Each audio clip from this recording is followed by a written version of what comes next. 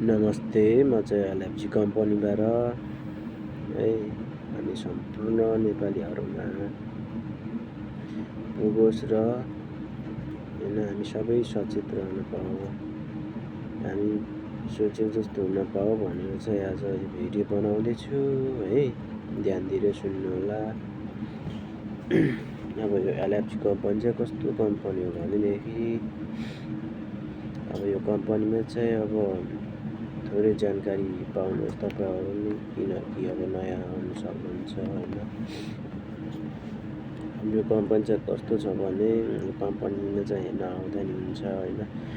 अब जस्तै भनौँ अब तपाईँको आजकै फ्लाइट छ भने तपाईँ नआउँदा नि हुन्छ है। यो कम्पनीमा यो एलएफजी कम्पनी भन्ने ठाउँमा चाहिँ नआउँदा नि हुन्छ होइन। अनि यसको चाहिँ अब ग्रुप कम्पनी छ, नामहरू नि थाहा पाउनुहोस्। एलएफजी 1 भयो होइन, रोयल फर्स्ट 2 भयो होइन, सिक्युरिटी सर्भिस 3।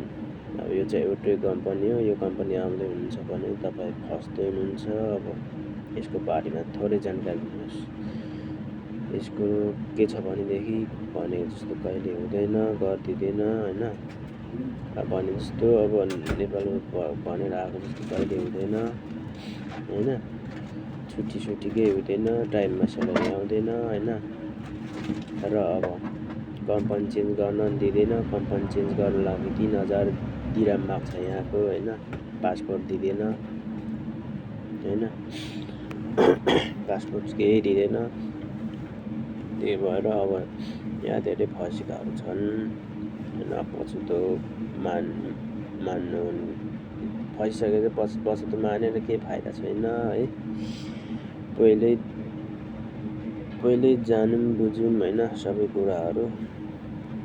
यहाँ मैले अब फँसेको छु होइन। अब यो कम्पनीमा नआउनुहोस् र यसको यहाँ पठाउने मेन पावरको नाम हिमालयन गोर्खा हो।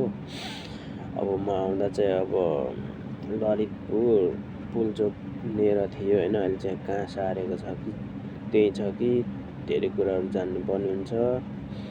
अब यसको चाहिँ मेन कुरा चाहिँ के भनेदेखि नि तपाईँहरू पेसिसक्नु भएको छ भने नि, इन्टरभ्यू पास भइसकेको छ भने नि, जे भएछ भने नि तपाईँहरू भोलिको फ्लाइट आजको फ्लाइट छ भने नआउनुहोस् र मेन पावरमा गएर यो भिडियो देखाउनुहोस् र मलाई कन्ट्याक्ट गर्न सक्नुहुन्छ। WhatsApp number, Facebook ID, messenger तपाईँहरूलाई छोडिदिन्छु म, त्यहाँ सम्पर्क गर्न सक्नुहुनेछ। र म मेन पावरलाई नि म कुरा बुझाउने छु र तपाईँहरूसँगै त्यहाँ कुरा गर्न नि म सक्छु होइन। के हो कसो हो म बुझाउँछु। अब हाम्रो मेन पावरले फसाइरहेछ हामी नेपालीलाई, आफ्नै नेपाली हामीलाई फसाइरहेछ नि त। त्यही भएर होइन अब यहाँबाट मलाई नेपाल फर्किन दिँदैन, अरू कम्पनीमा जान दिँदैन, टाइममा स्यालेरी आउँदैन होइन। अब बस्नेहरू राम्रो छैन, क्याम्प 4 छ यहाँ। मलाई 1 वर्षमा दिएको छैन कपडाहरू नि। कपडा भन्दा नि ओछ्याउने ओर्ने त्यो अरूले थुत्रो भएको छोडेकोहरू दिएको छ।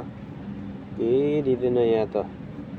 आएको बेला 100 कम्पनीको कपडा दिन्छ होइन, ड्युटी गर्ने त्यही हो। अनि त्यहाँदेखि आफूले सबै किन्नुपर्छ होइन। आफ्नै सबै खर्च आफ्नै हो र कहिले भनेको जस्तो गरिदिँदैन यो कम्पनीले। तपाईँहरू फस्नुहुन्छ, नआउनुहोस्, क्यान्सिल गर्नुहोस् र मैले भनेको छु, मलाई कन्ट्याक्ट गर्नु होला।